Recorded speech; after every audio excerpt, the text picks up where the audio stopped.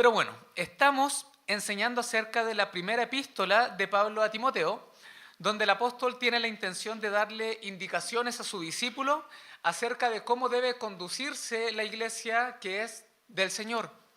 Revisamos con detenimiento, tuvimos 3 predicaciones hablando de la figura del obispo, pastor o anciano, y dijimos que era un hombre que tiene una vocación de servicio al Señor y a la iglesia, que es un deseo que nace directamente del Espíritu Santo, y este deseo es sembrado en el corazón del hombre, pero que no solamente basta con decir es una vocación que me interesa, sino que también requiere una validación externa o una evidencia, requisitos que validen su llamado.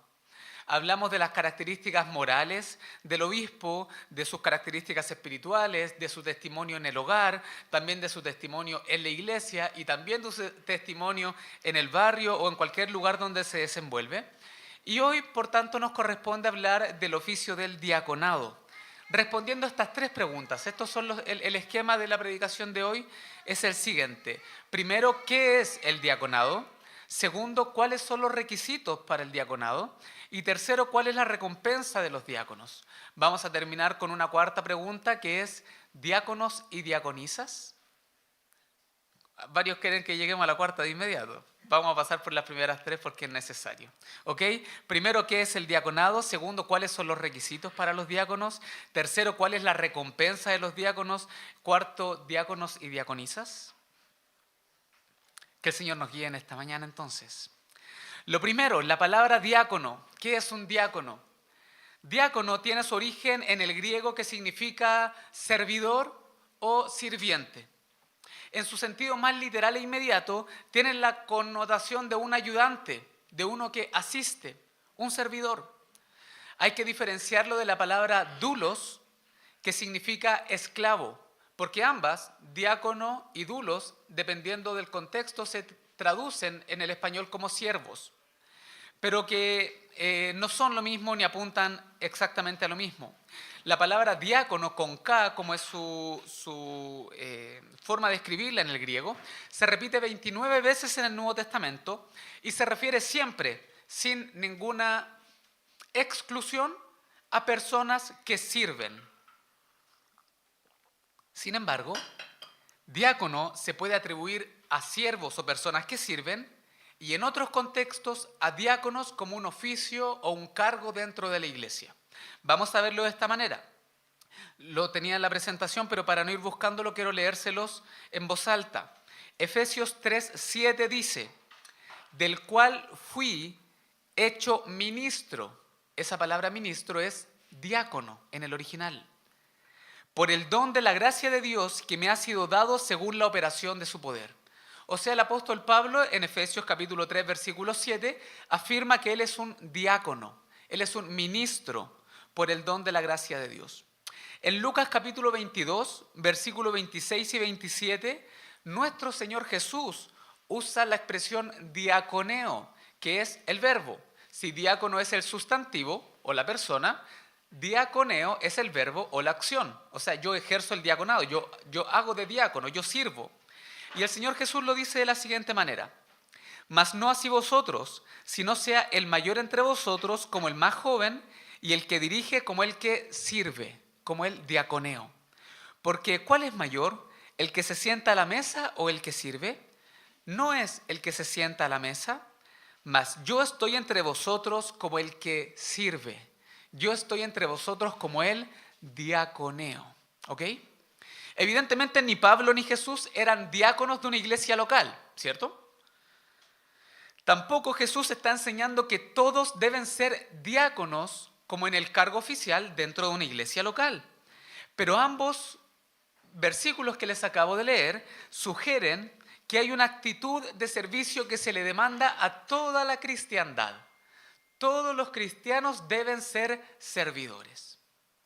En primer lugar, Pablo reconoce que ha sido puesto por Dios para un servicio particular. ¿Recuerdan cómo él se llama apóstol a los gentiles? Él dice, mi diaconeo, mi diaconía, mi llamado al servicio es a los gentiles.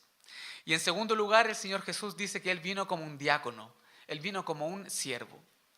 Sin embargo, en otros textos, entonces, la palabra no solamente alude a un servicio, sino a un cargo Ahora sí pueden, ya que está más cerca, ir conmigo a Filipenses 1:1, un par de páginas más atrás en su Biblia. Filipenses 1:1, que dice: Pablo y Timoteo, siervos de Jesucristo. Esta palabra siervos es doulos, entonces no nos interesa en este contexto de lo que estamos analizando. Siervos de Jesucristo o esclavos de Jesucristo podría ser la otra traducción. A todos los santos en Cristo Jesús que están en Filipos, con los obispos y diáconos. Pablo distingue a todos los santos, que debieran ser servidores de Dios, naturalmente, todos los santos, de los obispos y diáconos. El otro texto entonces que nos interesa para hablar del cargo de diácono es 1 Timoteo 3:8, que lo acabamos de leer y ya nos vamos a quedar ahí en 1 Timoteo 3, que dice: los diáconos asimismo deben ser, y 3 puntos. Por lo tanto, se concluye que el apóstol establece o habla de dos oficios, dos cargos, dos nombramientos en la iglesia local. El primero es el de obispo. Dijimos obispo, pastor y anciano como cargos o como palabras equivalentes. Y diáconos como un cargo dentro de la iglesia que apela a servidores. Vamos a ir, le dije que no íbamos a quedar en Timoteo, pero vamos a ir a Hechos. Hechos capítulo 6. Hechos capítulo 6.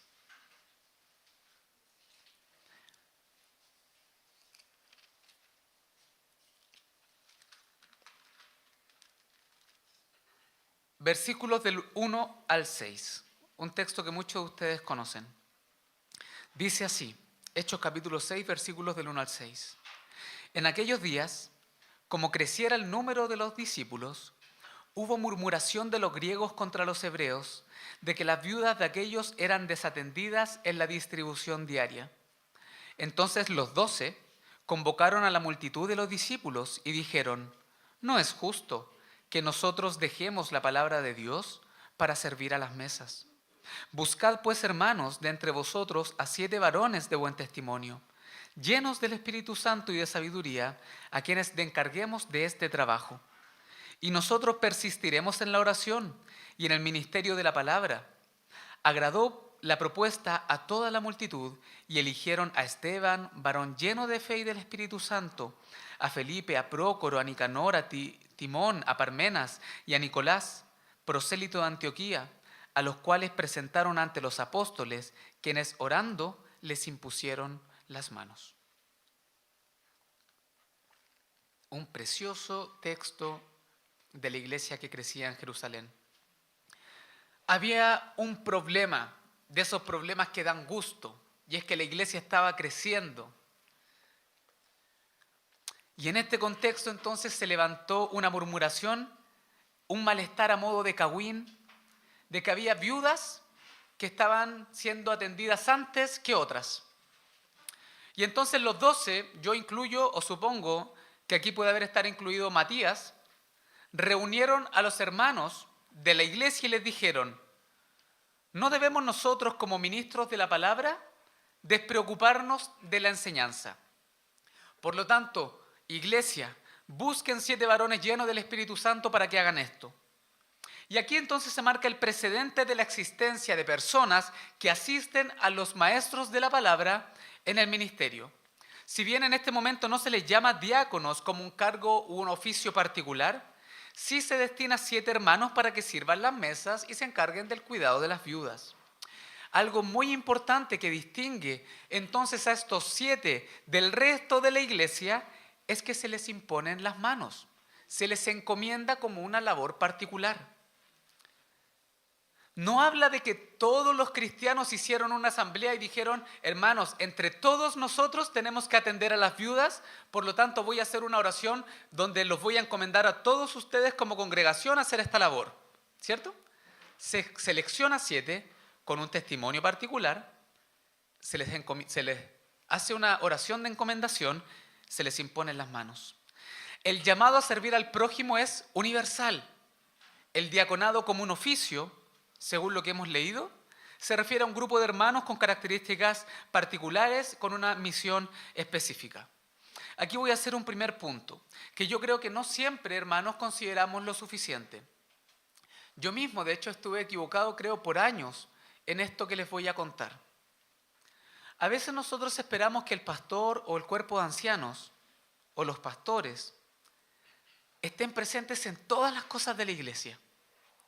Que hagan el aseo, que vengan a reparar los muebles de la iglesia, que el día del trabajo sean los primeros en llegar y los últimos en irse, que preparen el desayuno, que lleguen a abrir la iglesia temprano por la mañana. Estamos en venta de la Casa Pergolesi. Tienen que estar ahí en cada una de las actividades que se organizan.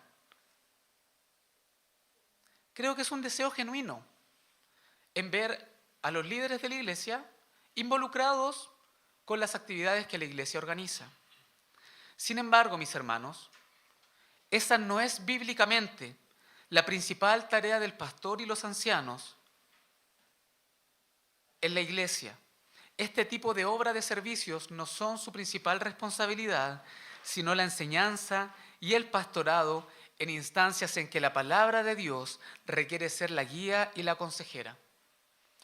Esto, mis hermanos, yo lo digo con mucho temor, sabiendo que hay quienes pueden no estar de acuerdo conmigo y que van a decir, estás equivocado, el pastor y los ancianos tienen que estar en todas las cosas de la iglesia, pero mi respaldo y mi sustento es la autoridad de la palabra y no nuestra expectativa del pastorado. Enseñar la palabra no es cualquier cosa. Toma muchas horas de la semana leer un pasaje, meditarlo, formular los puntos de una predicación y enseñarlo. Además, toma años de la vida formarse una opinión y una cosmovisión bíblica que permita, por ejemplo, en un momento de consejería, traer la luz de la palabra a la vida de la persona. Eso no es de un día para otro. Toma años de lectura y preparación bíblica y una devoción constante en este asunto. Hay mucho tiempo dedicado a la visitación. Yo creo que, y por eso le dije, yo creo que por muchos años estuve equivocado en esto, porque hay una labor que se hace que no es pública, que no requiere ser pública, en la que hay un ministerio activo de visitación que toma el pastor y los ancianos. La planificación de actividades especiales, nuestras reuniones en las que tenemos discusiones acerca de casos particulares de disciplina eclesiástica, de discusiones teológicas o de carácter bíblico. Por lo tanto, una de las principales funciones de los ancianos es la enseñanza, tanto así que el apóstol habla en 1 Timoteo 5:17, que los ancianos que gobiernan bien sean tenidos por dignos de doble honor, mayormente los que trabajan en predicar y enseñar. El pastorado de las almas nace en la enseñanza pública, en este lugar, y luego se sella en la consejería pastoral. Las conversaciones saludables, en la oración. Yo me he preguntado esto. Quien dice no sentirse pastoreado en una iglesia local puede ser por muchos factores, pero tengo la sospecha de que puede haber un desprecio por la enseñanza pública, como si esto no fuera desde aquí adelante dar alimento a la grey del Señor. O también por una falta de la búsqueda del consejo pastoral, sin ir en desmedro de que los pastores tienen que analizarse y ver si están haciendo bien su trabajo. Pero puede ser que si esta es una de las principales labores del pastor y la iglesia no se siente pastoreada y alimentada, o el pastor está predicando mal, o no está predicando la palabra, o la iglesia no está atesorando la predicación pública. Entonces, mis hermanos, los 12 dijeron, no podemos descuidar esto, podemos descuidar otras cosas. Podemos descuidar incluso la atención de las viudas, pero no podemos descuidar esto. Pero no se puede descuidar la atención de las viudas. Entonces, ¿qué hacemos? Escojamos diáconos que hagan este trabajo. En nuestra realidad, porque cuando habla de viudas se puede referir a cualquier persona con una necesidad en la que le es insuficiente sus propios recursos para abastecerse. La viudez en la antigüedad era mucho más crítica de lo difícil que se vive hoy en día, porque había una vulnerabilidad económica, social, mucho más intensa. No quiero decir que hoy no lo sea, pero era mucho más intensa. En nuestra realidad, la labor del diácono podría ser hacer el aseo, hacer trámites administrativos, velar por el mantenimiento del templo, preparar las comidas de compañerismo o hermandad, ir en ayuda a algún hermano que necesita algún transporte. ¿Se quemó la casa de un hermano? ¿Vamos a estar ahí? ¿Se inundó la casa de un hermano? ¿Los diáconos debieran estar ahí?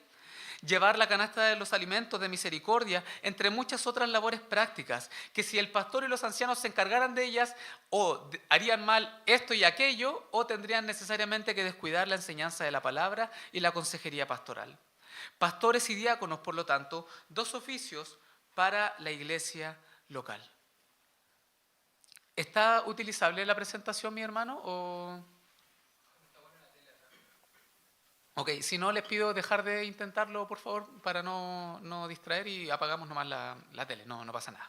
¿Ya? Lo segundo, entonces, ¿qué es el diácono? El diácono es un servidor. Es un servidor, y el cargo del diaconado es un servidor al cual se le imponen las manos y se le encomienda una labor particular dentro de la iglesia. Segundo, ¿cuáles son los requisitos de los diáconos? Ya vimos que en Hechos 6:3 habla: buscad pues, hermanos, de entre vosotros a 7 varones de buen testimonio, llenos del Espíritu Santo y de sabiduría. Deben entonces estos varones tener un buen testimonio, ser llenos del Espíritu Santo y estar entonces dispuestos a servir a las mesas y atender a las viudas. Vamos entonces a 1 Timoteo capítulo 3, porque aquí entonces están los requisitos que se les exige. Porque no dice que podrían o debieran o sería ideal que. Dice 1 Timoteo capítulo 3 versículo 8. Los diáconos asimismo deben ser honestos, sin doblez, no dados a mucho vino, no codiciosos de ganancias deshonestas, que guarden el misterio de la fe con limpia conciencia. Y esto también sean sometidos a prueba primero, y entonces ejerzan el diaconado si son irreprensibles. Me voy a saltar el 11 a propósito. El 12, los diáconos sean maridos de una sola mujer y que gobiernen bien sus hijos y sus casas. Repito, me voy a saltar el versículo 11 a propósito. Si miran bien los requisitos de los obispos, que están en los primeros versículos del capítulo 3, podemos ver que hay un paralelismo en varios aspectos de la vida moral entre los diáconos y los pastores. A ambos, por ejemplo, se les exige ser marido de una sola mujer y que gobiernen bien sus casas. A ambos se les exige que sean sobrios, que no sean pendencieros ni calumniadores, que sean irreprensibles, que no sean codiciosos de ganancias deshonestas o que no sean dados al mucho vino. Y vamos a ver una breve descripción entonces de cada una de estas. Primero, los diáconos asimismo deben ser honestos. La palabra original entonces habla de ser serios o ser respetables. Apunta que los diáconos deben ser hombres de palabra. Que su sí sea un sí y su no sea un no. Hay personas que lamentablemente no son confiables porque aunque te juren que van a hacer algo, no lo hacen. El diácono no puede ser así. El diácono debe ser una persona honesta. Voy a estar a las 10 de la mañana en tal lugar para hacer tal cosa. El diácono va a estar en ese lugar a las 10 de la mañana para hacer tal cosa. No puede ser una persona entonces que su discurso sea poco creíble, que sea poco seria. Esto no significa que no tenga su sentido del humor, por supuesto, me refiero a que sea un hombre que su palabra tenga un peso. Sin doblez, dice el segundo requisito, quiere decir sin una doble lengua o sin un doble discurso. Se suma a la declaración anterior para potenciar la idea de que no deben ser personas con dos palabras, que cuenten dos historias distintas dependiendo de la conveniencia. Deben ser hombres o personas de una sola línea. Lo tercero, no dados a mucho vino. Y aquí, a diferencia del adjetivo que se le aplica a los obispos, es que los obispos dicen que no sean dados al vino. Y a los diáconos que no sean dados al mucho vino. O sea, pueden tomar su poquito, diría la salvedad. En realidad, esto lo que da cuenta es que el vino era una bebida habitual en aquellos tiempos donde no había procesos de sanitización de agua como los que tenemos ahora. Olvídense de abrir una canilla y que hubiera agua potable. Entonces se acostumbraba a tomar vino, no era pecaminoso en sí mismo. Hay una tendencia que habla mucho de que el vino es pecaminoso, satánico en sí mismo. Nosotros, a la luz de las Escrituras, jamás podríamos afirmar tal cosa. El vino en las Escrituras es sinónimo de gozo, alegría, regocijo, fiesta, ¿cierto? Pero también es sinónimo de descontrol, embriaguez, poco dominio propio. Entonces tiene las dos connotaciones, dependiendo siempre de su contexto y de su uso. Por lo tanto, dice que no deben ser dados a embriagarse, a mucho vino. No debe ser una persona que pierda los estribos, que sea de excesos, que tenga este mal comportamiento en público o en su casa, ¿cierto? No debe ser una persona que sea alcohólica o que tome en exceso. Importante, a los ancianos y obispos también se les exige exactamente lo mismo. Personas templadas, con dominio propio, capaces de autogobernarse. El alcohol, lamentablemente, es todo lo contrario cuando se toma en exceso. Se pierde por completo el autogobierno, el control, el dominio propio. Cuarto, no codiciosos de ganancias deshonestas. Deben ser personas que no deseen enriquecerse de manera inapropiada. Muy probablemente en una congregación el tesorero sea un diácono, muy posiblemente.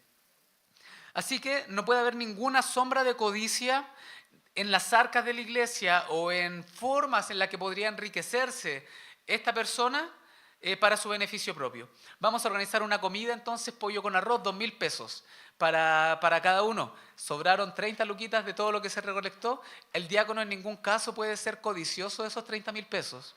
Debe ser suficientemente honesto para decir, hermanos, este dinero sobró, lo transparento, lo pasaremos directamente para una próxima actividad o para la tesorería de la iglesia. Listo. No debe ser codicioso de una forma maliciosa de ganarse el dinero. Quinto, que guarden el misterio de la fe. Aquí hay una de las principales diferencias entre pastores y diáconos. Pues de los diáconos no se espera que enseñen ni que lideren la congregación. Se les exige que guarden el misterio de la fe, mientras que a los pastores se les exige que enseñen el misterio de la fe. ¿Qué misterio de la fe? Vamos al versículo 16 del capítulo 3. E indiscutiblemente grande es el misterio de la piedad. Dios fue manifestado en carne, justificado en el Espíritu, visto de los ángeles, predicado de los gentiles, creído en el mundo, recibido arriba en gloria. De esto predicaremos la próxima semana. Y yo quisiera entonces hacer un punto aquí. Históricamente muchas iglesias han tenido como parte de su liderazgo a los diáconos. Hay tradiciones eclesiásticas que así todavía lo realizan. Hay un pastor principal y 7 diáconos o los que la congregación, si es más pequeña, pueda llegar a nombrar. Y con ellos el pastor lidera la iglesia. Con ellos discute de disciplina espiritual a los hermanos que estén en situaciones de pecado. Con ellos discute las enseñanzas y otro tipo de cosas. Sin embargo, el modelo bíblico no resiste ese modelo o no lo da como una cabida dentro de su estructura, que los diáconos enseñen dentro de la iglesia. No que no puedan, es que no se debiera esperar de ellos que lo hagan. Se exige de ellos que guarden este misterio de la fe con limpia conciencia, que sean capaces de testimoniar el misterio de la piedad. Más de los ancianos y los pastores, que sean capaces, y sí se les exige, que sean aptos para enseñar. Los diáconos, por tanto, una vez más, son personas dispuestas al servicio, mas no a la enseñanza ni al liderazgo. Sexto, personas irreprensibles. Esto significa que los diáconos deben ser probados en las exigencias que se han mencionado. No basta con tener el don de servicio. Obviamente hay muchas personas con un don de servicio que no son diáconos. Sino que, sumado a lo que mencionaron los apóstoles en Hechos 6, tienen que evidenciar una vida llena del Espíritu Santo. Nuestra iglesia ha determinado que cada 3 años se realice una elección o una reelección de diáconos. Y esta es una buena instancia para volver a examinar a los diáconos y a los hermanos, para confirmarlos en el ministerio. Y yo aquí quiero hacer entonces una invitación para ustedes porque parte de lo que nos llevó a predicar sobre Timoteo 3 es que el próximo año tenemos nuevamente, o en marzo digamos, ya estamos en 2026, elección y reelección de diáconos o postulación de diáconos. Si hay algún hermano que quisiera ser diácono de la iglesia o que usted cree que es un buen candidato para ser diácono de la iglesia, podría mencionarlo o puede mencionarlo previamente al pastor y los ancianos para que podamos también nosotros examinar su vida. Yo sé que históricamente se ha ocupado la reunión de miembros para levantar la mano y proponer hermanos. Y puede ser una práctica, pero no puede ser necesariamente la más sana si no permite, primero, hacer un análisis de irreprensibilidad de este hermano. Digamos, puede que como pastor y ancianos sepamos, por ejemplo, que ese hermano no gobierna bien su casa y está en un periodo de consejería pastoral y matrimonial. Y puede que la iglesia quiera escogerlo y diga, pero si ese hermano lo veo llegar todos los domingos casi a la iglesia, sirve muy bien, está acá, debe ser diácono, votemos, votamos, sale electo. Y luego tendríamos entonces que, lamentablemente, por no haber analizado todas las causas, pedirle a ese hermano que decline entonces, o públicamente decline su candidatura cuando quizás su problema era privado.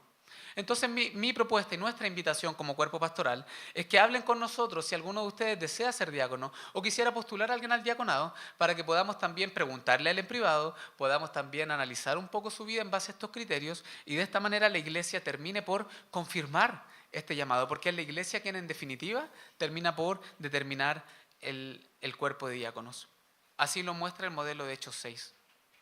Séptimo requisito, maridos de una sola mujer y que gobiernen bien su casa. El pastor lo explicó con mucha claridad respecto a los ancianos o pastores, pero a los diáconos también se les exige exactamente lo mismo. Un poquito más adelante, en unos domingos más, vamos a enseñar acerca del capítulo 5 que habla del cuidado de las viudas. Y mira lo que dice de los hijos de las viudas. Porque si alguno no provee para los suyos y mayormente para los de su casa, ha negado la fe y es peor que un incrédulo. Esto dice de los hijos de las viudas que no cuidan a sus madres o a sus padres. Pero el principio es fuerte. Si alguno no provee para los suyos, ha negado la fe y es peor que un incrédulo. El énfasis, tanto en el pastorado y su familia como en los diáconos y su familia, es que el principal ministerio de un hombre es su esposa y sus hijos. A ellos deben servir antes que cualquier otra cosa. Por ejemplo, no puede un hombre dar la mitad de su sueldo a la obra misionera, por muy buena obra que esto sea, si sus hijos no tienen para comer o para vestir. No debiera un hombre venir a hacer aseo en la casa, en la iglesia, por ejemplo, si en su casa la señora lo reta todos los días por no ser capaz de lavar los platos y trapear el piso. Esto no puede ser. No puede ser que un hombre ponga como prioridad el servicio en lo público, pero en el corazón de su hogar, donde se evalúa verdaderamente el carácter del hombre, no sea un hombre servicial hacia su esposa y sus hijos. Último punto aquí, ¿puede algún soltero ser diácono? Nosotros creemos que sí. El requisito no apunta a ser casado, sino es una conducta moral que evidencia que quienes están casados deben servir primero a sus familias con prudencia y dedicación, ser fieles a sus esposas y ser buenos padres. Por tanto, no que el requisito sea estar casado, sino que quienes lo estén sean fieles dentro de la familia. Primero, que es un diácono, es un servidor encomendado por los líderes de la iglesia, escogidos y testimoniados por la congregación para el servicio. ¿Cuáles son sus requisitos? Honestos, sin doblez, no dados a mucho vino, maridos de una sola mujer y que gobiernen bien su casa. Y en todos estos atributos ser irreprensibles. ¿Ok? Tercero, ¿cuál es la recompensa?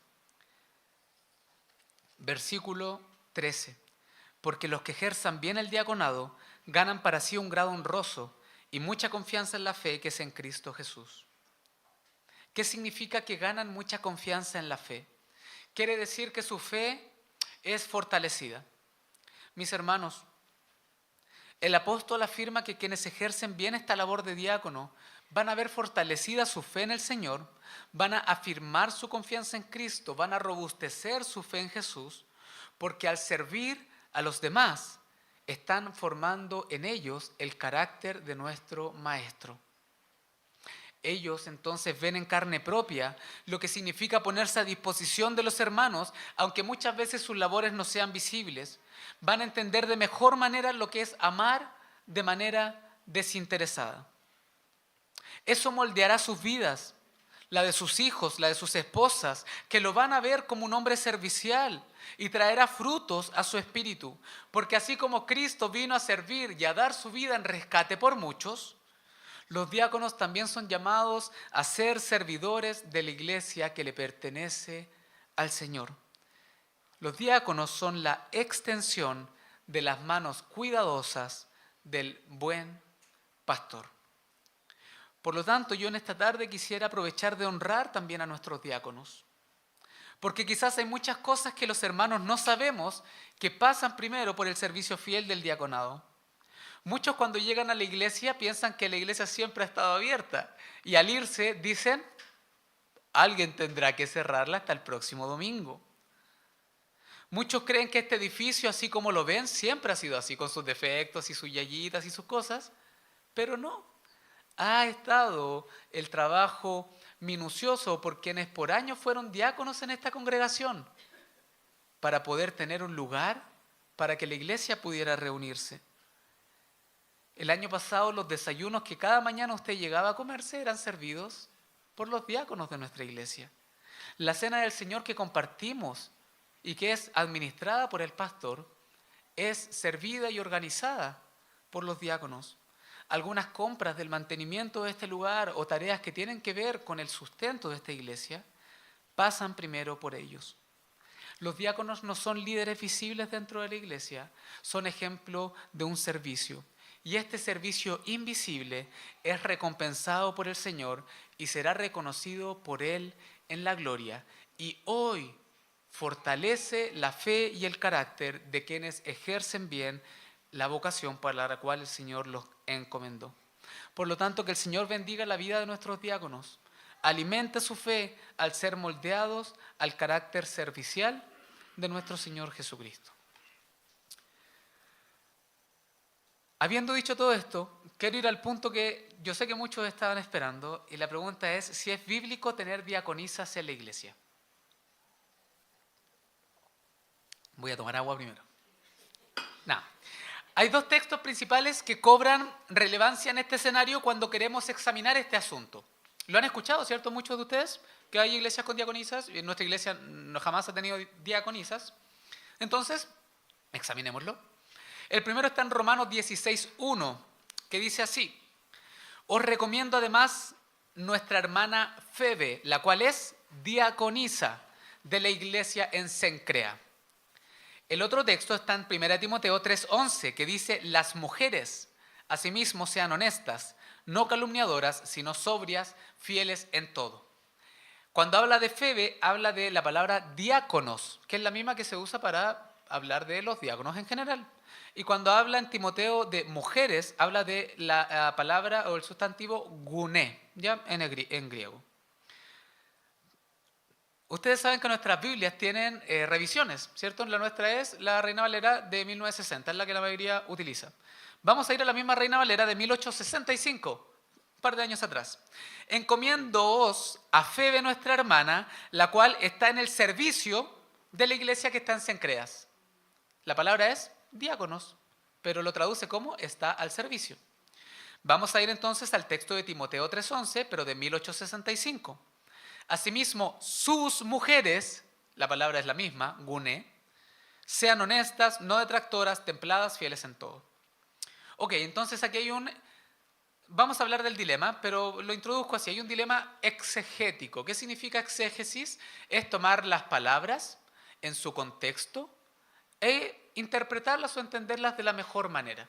Hay un dilema exegético. Pueden decir, la palabra es diáconos, es la misma, uno lo interpretan como está al servicio, otro como diaconisa.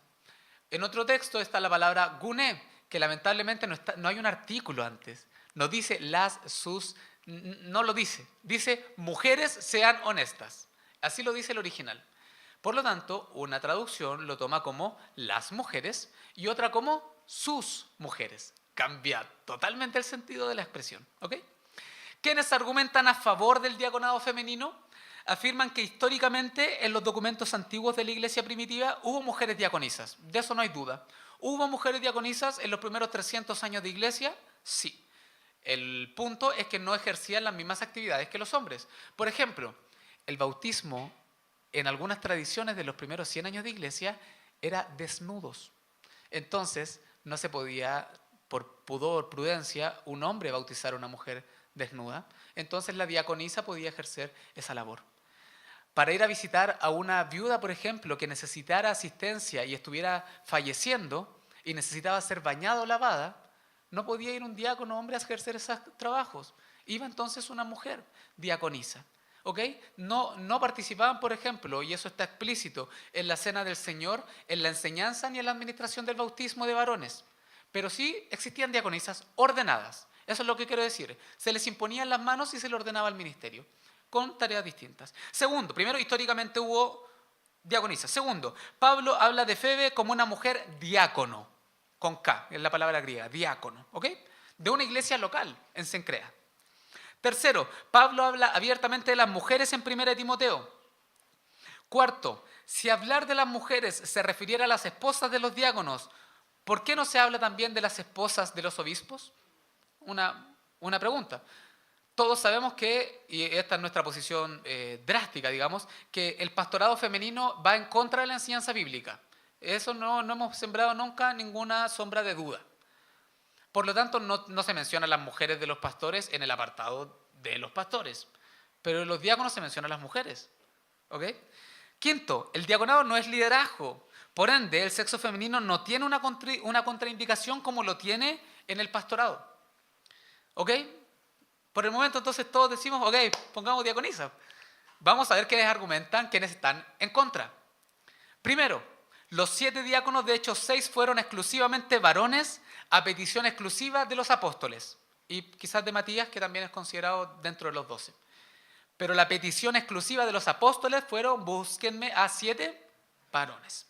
Segundo, no se puede confirmar que Febe haya sido diaconisa con imposición de manos o miembro de un diaconado oficial, sino una sierva fiel como muchas otras mujeres, hermanos y hermanas, como lo interpreta así la Reina Valera de 1865.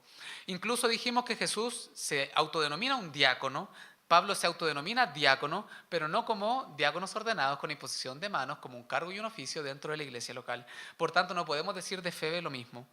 Tercero, 1 Timoteo no usa el artículo las o sus, como les dije recién.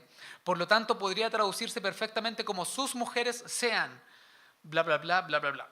Además, aparte del gobierno de la familia, ¿por qué las diaconisas necesitan atributos particulares si es que son parte de este cuerpo? ¿Por qué no se les habló a los diáconos en general y las diaconisas necesitan algo particular? Dicen quienes están en contra del diaconado femenino. Cuarto, se menciona que las mujeres de los diáconos, se menciona a las mujeres de los diáconos porque es evidente que sus esposas también participan en el ministerio de los diáconos. Las mujeres de los obispos no pueden enseñar, no pueden participar activamente en su ministerio de maestros, pero las mujeres de los obispos, dije, no pueden participar, pero las mujeres de los diáconos sí pueden participar activamente en el ministerio de sus esposos, y eso está claro. Digamos, ya no está Javi aquí entre nosotros porque viajó a los Estados Unidos después de su viaje misionero, pero cuando éramos chicos los últimos que quedaban para cerrar esta iglesia éramos los hijos de los diáconos y estaba toda su familia involucrada en su servicio. El 1 de mayo jamás yo vi un diácono sin su esposa y sus familias porque sus esposas participan activamente en sus ministerios. Por lo tanto, tiene cabida que como una forma en que el diácono gobierna bien su hogar y su casa, está en que su esposa también tenga un testimonio ejemplar. Y este testimonio sería, por eso me salté a propósito del versículo 11 anteriormente, que sean honestas, no calumniadoras, sobrias y fieles. Esto se le pediría a quienes entienden así el texto, a las esposas de los diáconos.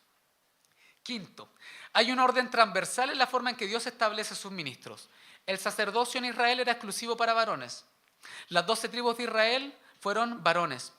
Nuestro Señor Jesús, un varón. 12 apóstoles, varones. Los obispos, varones.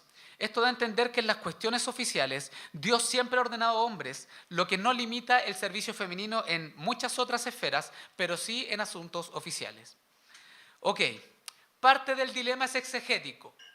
Otra parte del dilema tiene que ver con la propagación de un discurso feminista que busca representatividad en las esferas de liderazgo.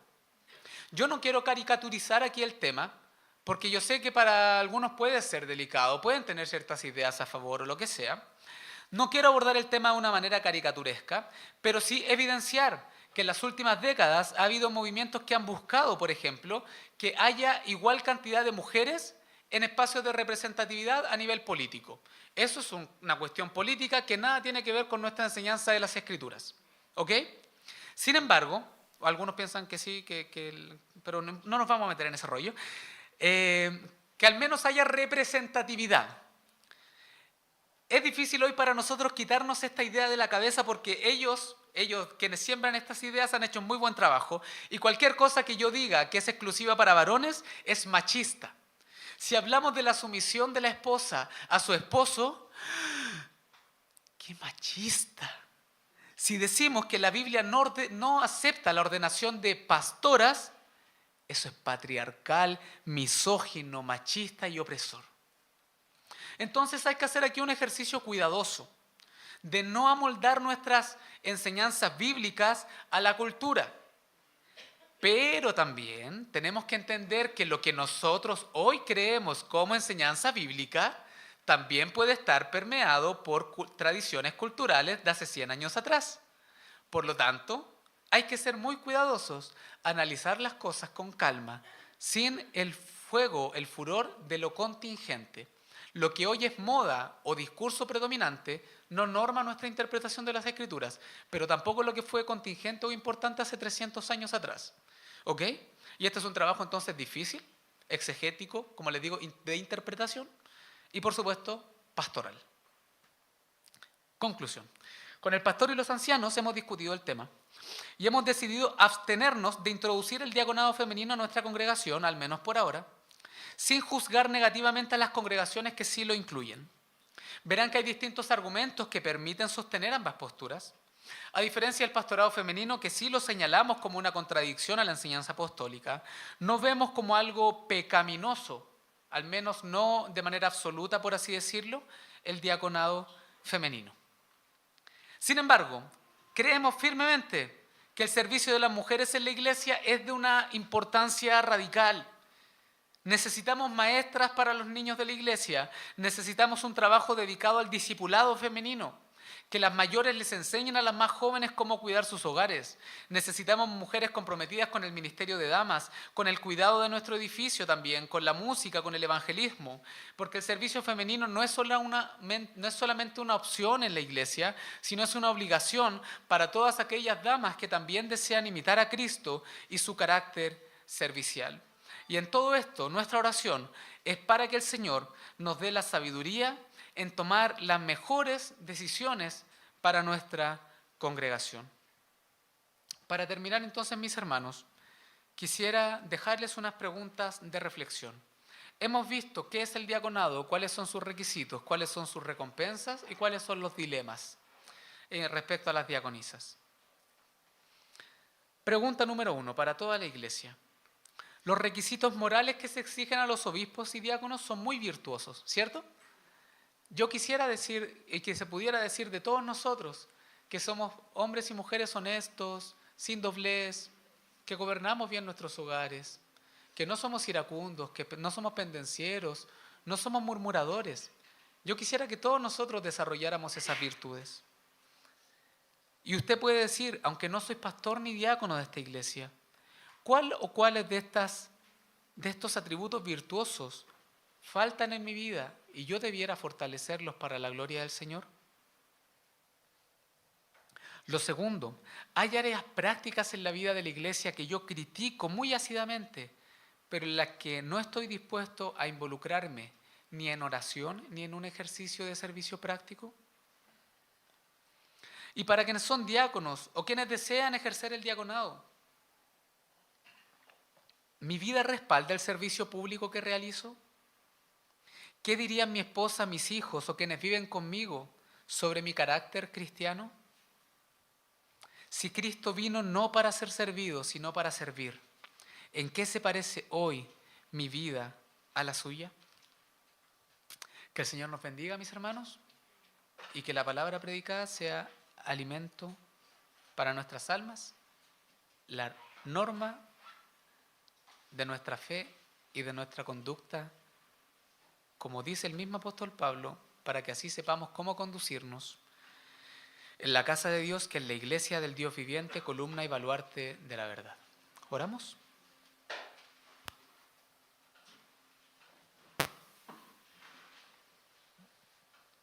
Nuestro Señor, queremos pedir tu dirección en todo lo que nuestra iglesia emprenda. Somos una iglesia que reconoce el sustento de la palabra de Dios como nuestro alimento y nuestra guía. Y somos una iglesia que reconoce el señorío de Jesucristo por sobre todas las cosas. Por lo tanto, Dios, no quisiéramos vernos involucrados yendo contra tu palabra y contra lo que tú has preparado para nosotros como tu congregación. Ayúdanos a ser fieles a nuestros pastores, ancianos, a que seamos fieles maestros de la palabra, buenos consejeros, buenos ejemplos y buenos testimonios aquí y afuera. A los diáconos de nuestra congregación, dales un testimonio ejemplar, Señor, que gobiernen bien sus casas, que sean irreprensibles en esto, que sean honestos, sin doblez, que no se dejen llevar por excesos. Guárdalos, Señor, en sus corazones para que guarden bien el misterio de la piedad y que sean personas que estén al servicio de la congregación. Y a todos quienes formamos parte de esta iglesia, ayúdanos, Señor, a ser fieles servidores de Cristo Jesús, ya sea en lo público o en lo privado, en la casa o en el vecindario, en el trabajo o en cualquier asunto en el que nosotros como embajadores de Dios seamos la luz del mundo. Porque Cristo es la luz y nosotros reflejamos entonces la luz de nuestro Maestro. Que esta palabra sea el alimento para nuestras almas en esta mañana, que es lo que tú has preparado y has decidido también que compartamos. En el nombre de Jesús. Amén.